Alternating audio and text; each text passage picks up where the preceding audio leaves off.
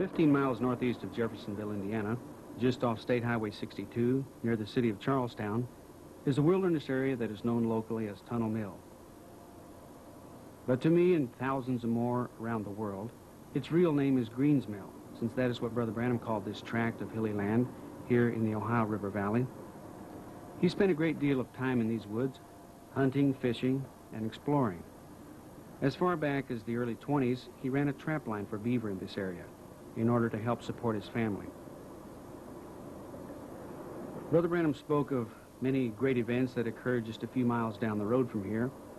Today, merely the name Greens Mill is enough to excite the imagination of the believers of this message. And for many years, people have searched this area for the hiding place where the prophet went when he wanted to be alone, his secret cave. But its location remained a mystery.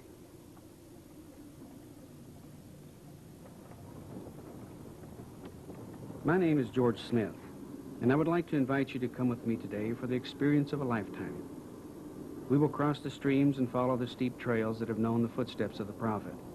Our goal is a spot that has only recently been discovered, a small rocky niche in a limestone cliff that overlooks a deep ravine. Many features of this spot that I will show you fit the descriptions that Brother Branham related on tape regarding his special cave. We have another reason for believing that the spot we will visit today is indeed the prophet's cave. Sister Branham, the only person besides the prophet to see the cave, once described to her daughter Rebecca what she saw there. I never did ask Mother to give me directions to the cave. I really don't believe she would have had I asked her. I asked her how much she could remember about her trip there, which was back in 1941. She wasn't much of an outdoors person. As far as I know, she only went the one time. But she told me that she remembered the cave very small, dark, cold. There was a space where Dad could lie down. There was a table, and most impressive to her, there was a large pyramid-shaped rock that hung down over the table.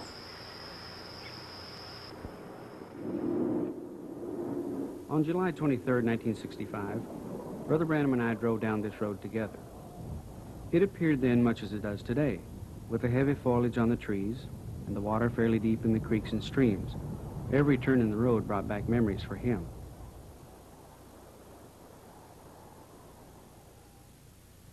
The area is crisscrossed by creeks and streams with names like Ninepenny Branch and Yankee Creek, all of which empty into the main tributary called 14 Mile Creek.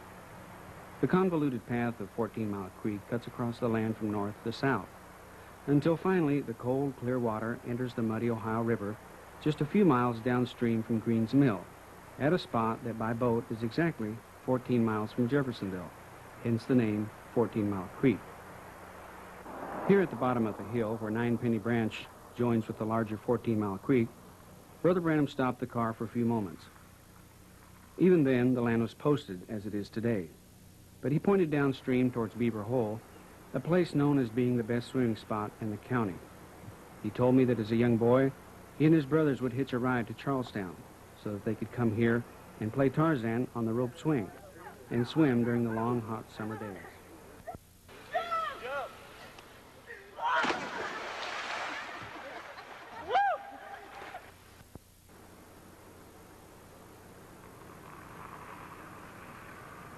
Today, we'll drive on a bit further, following 14 Mile Creek upstream for a ways.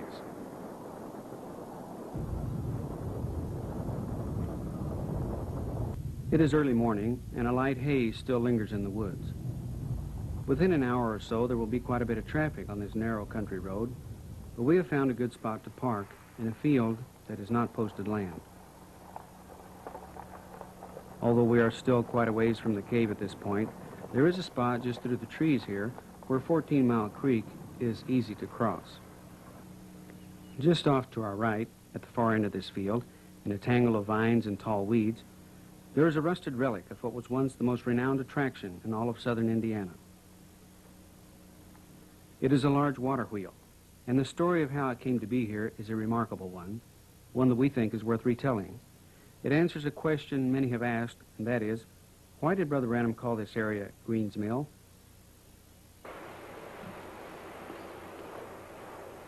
The colorful history of this region dates from the early 1800s.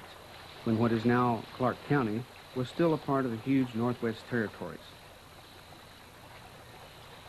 In 1804, a man by the name of John Work, who was a miller by trade, moved to the Charlestown area from Kentucky. He purchased 100 acres of land along 14 Mile Creek and began the construction of a large stone dam and a mill. It was one of the first mills in southern Indiana, and soon he was grinding corn, wheat, and barley for the settlers and Indians alike who lived in the vicinity. Work was successful with his first mill, which was recognized as the best in the county, and Charlestown soon became the milling capital of the territory. Work was considered to be somewhat of a genius in his day, and his natural ability in the field of engineering was great. So when after 15 or so years of constant use, the old stone mill needed repairing, he decided to build a new one. It was a mill that became a monument to pioneer ingenuity. Nature provided the setting for Work's scheme. On this plat map dating from the late 1800s, we can pinpoint the location of John Work's old mill and dam. Just downstream, 14 Mile Creek makes a long pear-shaped curve around the base of a hill, creating a peninsula of land between its banks. The distance through the narrowest point is a little over 300 feet, 300 feet of solid rock. John Work's plan was daring. He would blast a tunnel through the mountain at its narrowest spot and divert the water to his new mill on the south side of the peninsula. The difference in the level of the creek between the two ends of the tunnel would provide a hefty 24-foot fall for water that would turn the mill wheel. It took 3 years for the tunnel to be completed. Over 650 pounds of powder was used to cut a water race 6 feet deep and 5 feet wide through the mountain, 94 feet below the summit.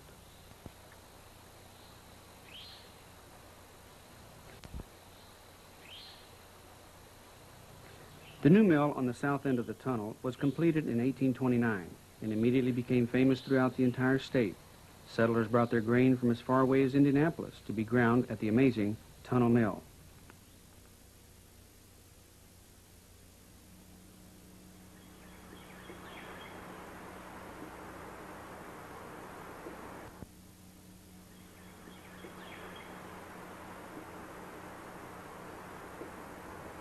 John Work died in 1832, and his son took possession and continued in the business until 1854, when Mr. Wilford Green purchased the property. Although it was still officially called Tunnel Mill, local people began to refer to it as Green's Mill in consideration of the new owner. Today, the rusted wheel is the only evidence left of the legendary mill. The incredible tunnel that provided the never-failing water supply was dynamited closed when it became snake-infested and presented a danger to the Boy Scout camp nearby. The mill itself was destroyed by fire in 1927. To this day, Green's Mill has remained an unknown, out-of-the-way place whose true significance the world will never appreciate.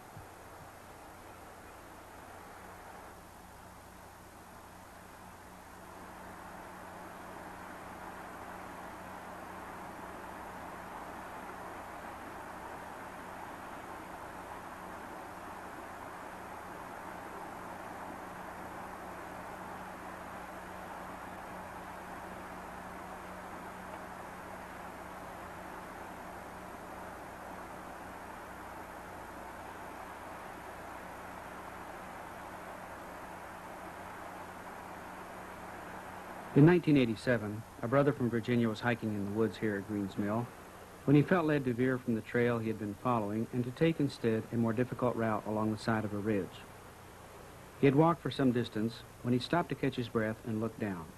There at his feet was an opening into the side of the mountain.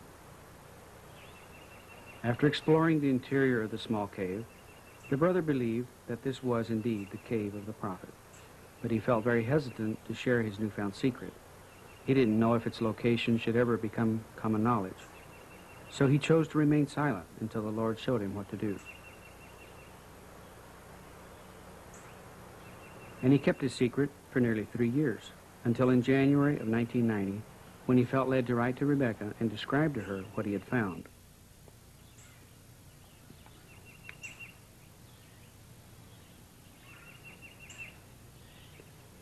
The area around the cave is covered with very dense growth, and standing here at the entrance, it is easy to understand how the location of this cave remained completely hidden for so many years.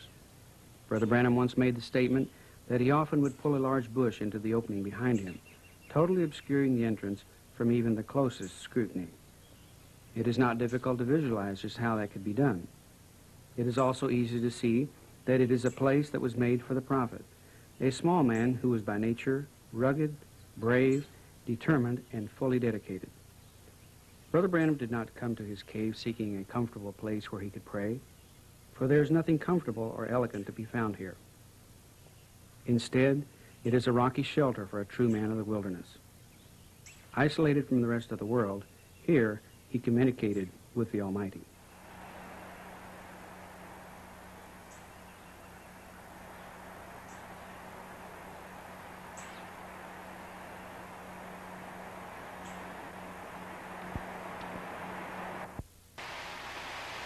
I'm right inside the cave here, about 2 feet. As you can appreciate the view of the entrance here, it's very narrow, very sharp rocks, no greater width than about 15 inches, the widest part. And the ground slopes off very quickly after entering. Right at the very entrance, it's only about 2.5 feet high, and then it slopes off fast so that it goes down to about 6 foot height right away. It's very hard to gain footing right here on this slick mud. It's very wet and damp inside here. Even here at the entrance, you can see that it is cold enough to see your breath. We're going farther back in to where we can actually stand up at this point here. Okay, right here it's 6 foot high. That's about the maximum height. We are far enough inside at this point that we can stand. In front of us, the very narrow passageway, about 25 feet in length, leads to a small chamber at the rear of the cave. The ceiling is composed of a multitude of limestone rocks, tightly wedged into place, but having the appearance of being ready to fall. The slightly damp walls are about 20 inches apart right here. This is probably the widest part of the passageway. At this point, I cannot turn the camera but only a few inches to the right or left. The shots are bumpy, but that will help to emphasize what extremely tight quarters we are in. It's hard to believe the difference in the temperature. Outside, it is 80 degrees. In here, it is more like 40 degrees. It would appear to be an ideal hideaway for wildlife, but we found no signs that animals had ever occupied the cave.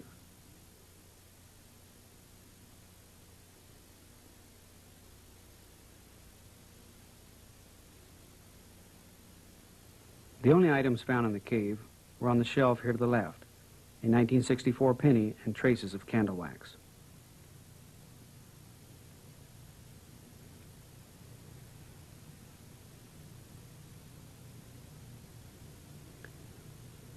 In the 3 years that have passed since the cave was first found, several large rocks have fallen from the ceiling. One such rock is blocking the passageway here in front of us. On the other side of this rock, the floor drops completely, and there are only 2 or 3 places where a person can stand. Now further into the passageway, we look into the rear chamber. The walls are only about 10 inches apart, and there's only one more rock to stand on. From here, you can see the table and the pyramid rock which hangs down over it.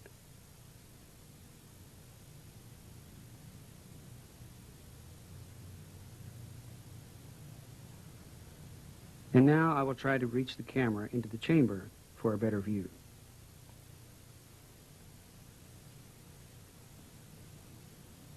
Of the nature-formed pieces of furniture that Brother Branham refers to, only the table is still intact.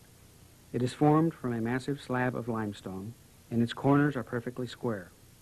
It measures 3 feet by 4 feet across the top and about 3 feet high. Directly over the center of the table hangs the sharp-edged, pyramid-shaped stone that Sister Branham described to Rebecca. It's easy to understand why this sight stayed so vividly in her memory. The point of the stone is poised just inches above the surface of the table, as though its downward plunge was halted just a fraction of a second before it would have been destroyed. It is breathtaking.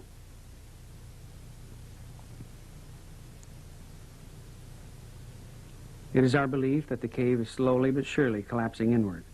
As you can see here, the floor beneath the table has fallen away.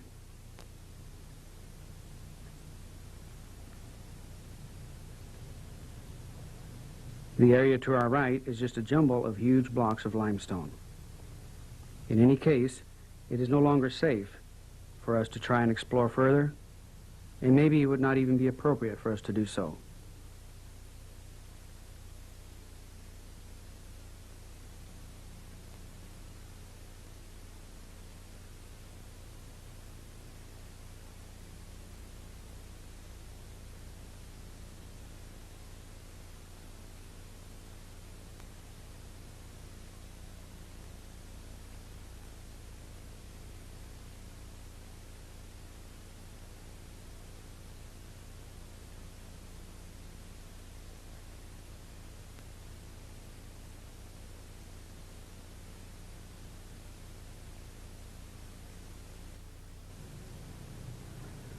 I've turned around now to face back towards the exit.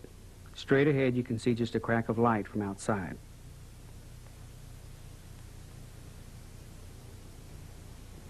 With the light on, you can see again how close the walls are and the curve the passageway makes as it angles back into the mountain, towards the table and the pyramid stone, which are now behind us. From here there's also a better view of the large rock that has fallen within the past 3 years, and which blocks our way. You can also see how the floor changes at this point, becoming a jumble of sharp stones on back to the chamber. Before we move around this curve in the passageway, bringing the exit into full view, I would like to say that I feel very privileged to have had an opportunity to visit this special place.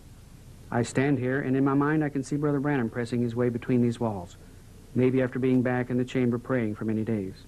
I can imagine just how he would climb up through the opening and stand on the big rock that is close by. This is something I will always treasure.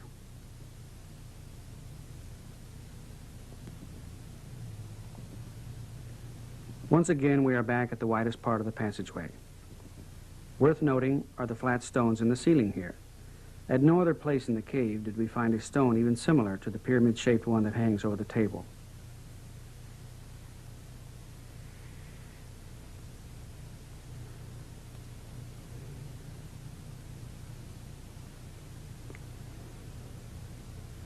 You can see how mud and leaves have washed into the entrance, and the slippery incline offers no firm footing as we try to make our way back up to the very small, rocky opening.